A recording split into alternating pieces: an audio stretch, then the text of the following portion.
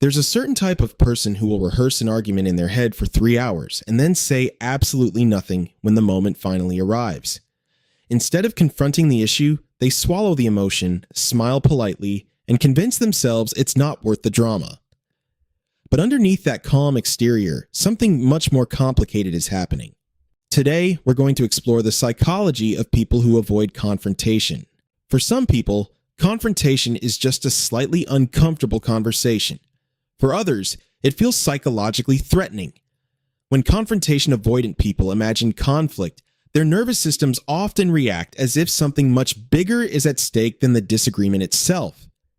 They aren't just thinking, what if this conversation becomes awkward? They're thinking, what if this person gets angry? What if they reject me? What if I lose the relationship? Some people fear emotional escalation more than the actual problem. This is why confrontation-avoidant people will sometimes tolerate situations that objectively make no sense. They stay silent when someone repeatedly disrespects them. They allow resentment to build for months. They over-accommodate difficult people. Their brain is focused on immediate emotional relief, and confrontation avoidance works extremely well in the short term. Another major psychological factor is identity. A surprising number of confrontation-avoidant people build their self-worth around being good, kind, or easy to deal with.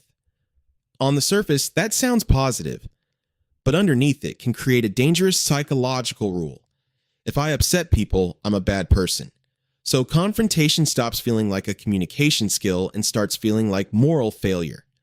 Another reason some people avoid confrontation is that they confuse silence with harmony. In healthy relationships, conflict is not automatically catastrophic. People disagree, needs collide, boundaries are discussed. But conflict-avoidant individuals often never learn this. To them, disagreement feels like the beginning of emotional collapse. So they spend enormous amounts of energy trying to prevent situations that emotionally healthy people simply work through. Aggression says, my feelings matter more than yours. Passive behavior says, your feelings matter more than mine. Assertiveness says, both of our feelings matter. That middle ground is what many conflict-avoidant people never fully learned. And once they do, something important changes psychologically. They stop viewing confrontation as destruction and start viewing it as communication. Let me know in the comments if you're someone who avoids confrontation or not and why. Remember to like, share, and subscribe.